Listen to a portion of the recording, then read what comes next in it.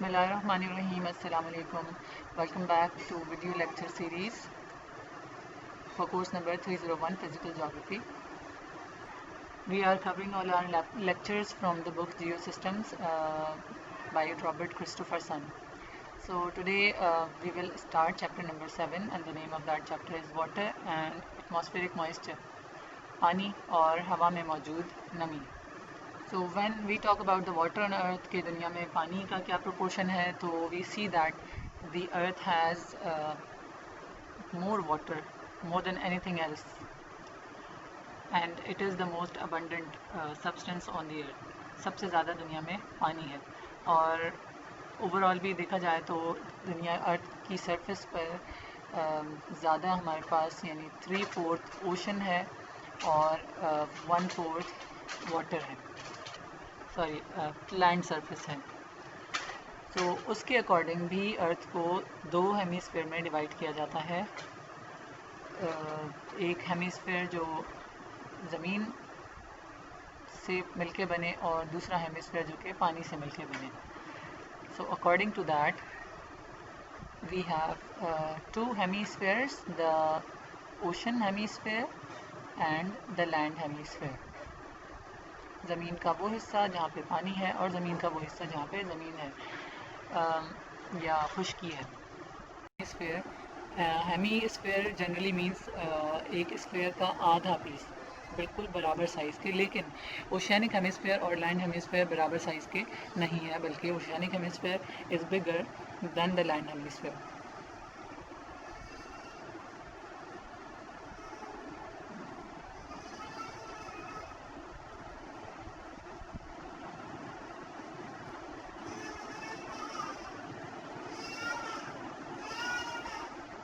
So out of all the water on earth we have approximately 97% of ocean water, salty water, and approximately 3% of fresh water. Now if we see the distribution of fresh water overall, so we see we have 78% on surface, the surface water which is in the form of rivers, lakes and other flowing water bodies. Then we have 11% groundwater. वो पानी जो हम कुएँ की सूरत में कुआँ खोद के जो पानी निकाला जाता है वो ग्राउंड वाटर है, ज़मीन के ज़ेरे ज़मीन पानी. And then deep ground water, ऐसा पानी जो बहुत गहराई में है, जिसमें एक्सेस इंसानों का नॉर्मली नहीं होता in normal conditions, but ground water में हमारा एक्सेस हो जाता है. एंड देन एक बहुत ही छोटा पोर्शन सॉइल मॉइस्चर की सूरत में, मिट्टी में जो नमी होती है वो. नाउ द सरफेस वाटर, वो पानी जो ज़मीन के ऊपर मौजूद है, सरफेस के ऊपर, उसकी क्या डिस्ट्रीब्यूशन है. So here we see ice and glaciers, they make up 99.3%, यानी कि दुनिया का जो इस्तेमाल काबिल इस्तेमाल मीठा पानी है वो बर्फ़ और ग्लेशियर की सूरत में है. इसके अलावा we have only 0.33% fresh lakes, और हमें मालूम है कि लेक्स कितनी बड़ी होती हैं, and that big size of lakes, they just make up 0.33% of the total fresh water of earth. फिर खारे पानी की जो लेक्स हैं वो 0.28% हैं. फिर एटमॉस्फेरिक मॉइस्चर, हवा में जो नमी है वो 0.03% है. ये मीठे पानी का प्रोपोर्शन बता रहे हैं, और मीठे पानी का वो प्रोपोर्शन जो ज़मीन के ऊपर मौजूद है. देन 0.003% रिवर्स और स्ट्रीम्स में. And this is quite amazing कि दरिया जो इतने बड़े हैं, और like Amazon river and Nile river and even हमारा अपना इंडस रिवर, इतने बड़े बड़े दरिया जो इतने लॉन्गर रेंज में फ़्लो करते हैं, वो दुनिया के टोटल मीठे पानी का सिर्फ और सिर्फ 0.03% है. So this is something really amazing. And now we can have an idea how much water we have on earth. Now if we talk about the ocean water, so we see हमारे पास 5 oceans हैं, लेकिन यहाँ 4 oceans की इन्होंने बात की है. Pacific ocean सबसे बड़ा. Pacific ocean it comprises of 48% of the total ocean area. Then Atlantic Ocean 28% जगह उसने घेरी हुई है. Indian Ocean is 20% and Arctic is 4%. और जो पांचवा ओशन है हमारा Antarctic और Southern Ocean, I think that is very small and considered in frozen water. So we have seen कि मीठे पानी के सबसे बड़े ज़खायर हमारे पास बर्फ़ और ग्लेशियर की सूरत में है। इसके अलावा जो फ्लोइंग वाटर है उसमें सबसे ज़्यादा हमारे पास लेक्स हैं। तो लेक्स में अगर देखा जाए तो the biggest lake of the world is lake baker in Russia, and the second biggest lake is lake Tanganyika in Africa. और फिर तीसरे नंबर पे ये 5 लेक्स जिनके नाम Lake Superior, Michigan, Huron, Ontario and Erie है, ये पांचों कहलाते हैं Great Lakes of North America. So ये ग्रेट लेक का कॉम्बिनेशन इनके पास दुनिया का तीसरा बड़ा लेक वाटर का ज़ख़ीरा है। So if we talk about the rivers, तो रिवर्स की दो कैटेगरी हैं, the category of rivers in terms of length and the category of river in terms of the volume of water. तो according to volume of water दुनिया का सबसे बड़ा river Amazon river है, that is in south America. उसमें सबसे ज़्यादा पानी फ्लो करता है, so that is the largest river in terms of volume. और अगर लॉन्गेस्ट रिवर की हम बात करें तो it is river Nile, which is the longest river and it flows in Africa. So this chapter is about water, so let's discuss some properties of water.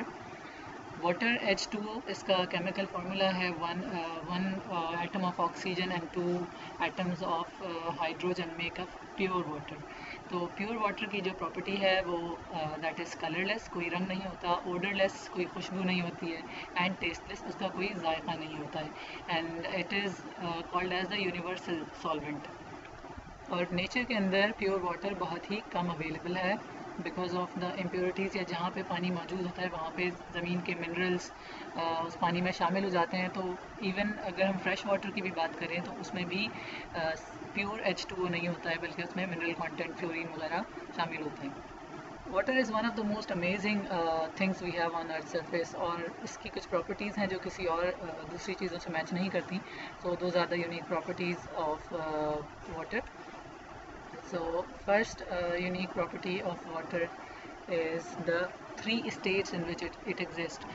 पानी आपको बर्फ़ की सूरत में मिलेगा, पानी आपको बहते हुए पानी की सूरत में मिलेगा, और पानी आपको एटमॉस्फेयर में गैस की सूरत में मिलेगा, that is the water vapour, बुखारात. The second unique property of water is polarity, कि पानी का मॉलिक्यूल पोलर होता है, उसमें उस elongated मॉलिक्यूल होने की वजह से इसकी अट्रैक्शन दूसरे सब्सटेंसेस के साथ बढ़ जाती है। इवन पानी के अपने मॉलिक्यूल्स भी एक फ्लेक्सिबल नेचर के अंदर मौजूद हैं, and that is because of polarity. और वाटर की पोलैरिटी के साथ ही उसका दूसरा फैक्टर है hydrogen bonding. So polarity and hydrogen bonding together, they give water some character which is different from the others. So polarity है पानी का, यानी कि उसमें जो दो सिमतें हैं जिसकी वजह से पानी वेट हमें फील होता है. वेट इन अ सेंस के जिस भी सरफेस के ऊपर पानी जाएगा वो उस सरफेस को इट रैप्स दैट सरफेस, यानी आप अगर अपना हाथ धोते हैं तो आपको लगता है कि पानी ने आपके पूरे हाथ को कवर किया हो. सो दिस इज़ वेटनेस. और ये गीलापन पानी की पोलैरिटी की वजह से है कि इट अट्रैक्ट्स, फ़ौरन से ये अटैच हो जाता है लाइक अ मैग्नेटिक प्रॉपर्टी. फिर हाइड्रोजन बॉन्डिंग की वजह से पानी में सरफेस टेंशन होता है. जिस तरह आप ओशन सरफेस पे या इवन किसी ग्लास की सरफेस पे भी देखें, आप पानी को अगर हिलाएं तो यूँ महसूस होता है कि पानी के मॉलिक्यूल्स ने एक दूसरे को पकड़ा हुआ है और उसकी सरफेस कभी भी ब्रेक नहीं होती है. It remains even. आप उसे जितना भी हिला दें ऐसा नहीं होगा कि आपको पानी की सरफेस टूटी भी नज़र आए. सो this is because of the surface tension, और वो है हाइड्रोजन बॉन्डिंग की वजह से. देन हाइड्रोजन बॉन्डिंग की वजह से पानी में कैपिलैरिटी है कि पानी जिस बर्तन में रखा हो उसके किनारों के साथ स्टिक करता है. और मैट्रिक में आई रिमेंबर या केमिस्ट्री के किसी में एक रीज़न आता था बोर्ड के एग्ज़ाम में कि ink spreads on a blotting paper, और उसका आंसर होता था due to capillary action. So basically capillary action पानी की वो प्रॉपर्टी है जिसके थ्रू वो या तो किसी भी सरफेस में एब्जॉर्ब हो जाए, अगर कोई कपड़ा हो तो उसमें एब्जॉर्ब हो जाए, या अगर कोई ग्लास की सरफेस है तो वो उसमें ऊपर की तरफ राइज़ कर जाती है, जिसको हम कहते हैं कि पानी की सरफेस पर मेनिस्कस है.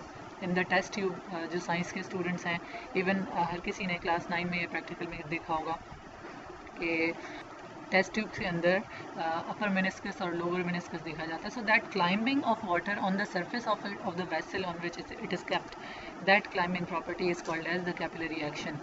तो ये हैं पानी वाटर की कुछ unique properties.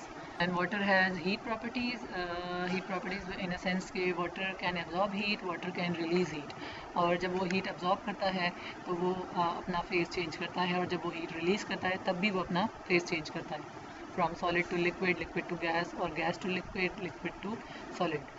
So this illustration shows different phases, phase change, like from ice to liquid and from liquid to gas, that is water vapor. तो ice से liquid में जब change होता है that is melting, और melting के process में जो heat involve होती है, in fact जब वो ice water में convert होता है तो वो heat absorb करता है. So that absorbed heat is called as latent heat of melting. फिर from liquid to gas, that heat energy जो कि वो एब्जॉर्ब करता है, अगेन इस फेज में भी हीट एब्जॉर्ब की जाती है, and it is called as latent heat of vaporisation. ऐसी हीट जिसकी वजह से पानी बुखारात में तब्दील हुई, लेटेंट हीट ऑफ वेपोराइजेशन. अच्छा, water changes back to the phase from it which it changed. So vapour से जब लिक्विड में चेंज होता है तो फिर हीट रिलीज़ की जाती है, और उस हीट को कहा जाता है latent heat of condensation.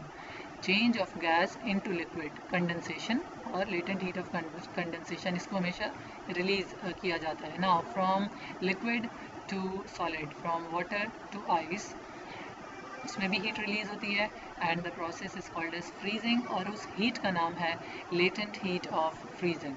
Now these phase changes were step by step के लाइटेस्ट मीडियम से डेंस मीडियम पे गया, और फिर डेंसेस्ट मीडियम पे. But there are two different cases जिसमें direct conversion of ice into vapour, and that process is called as sublimation. जब बर्फ़ या सॉलिड डायरेक्ट गैस में चेंज हो जाए, सब्लिमेशन. जो काफूर की गोलियां हम अपनी अलमारियों में रखते हैं, उसमें भी सब्लिमेशन का प्रोसेस होता है कि एक सॉलिड डायरेक्ट इवेपोरेट हो जाता है. Then the reverse of this process, यानी conversion of gas into solid directly, उस प्रोसेस को कहते हैं deposition. So with these base knowledge we will see that the water in the atmosphere, water on earth, वहाँ पर ये सारे processes आपको नज़र आएंगे. So we will continue with the remaining topics of this chapter in the next video, inshallah. Till then, thank you for watching.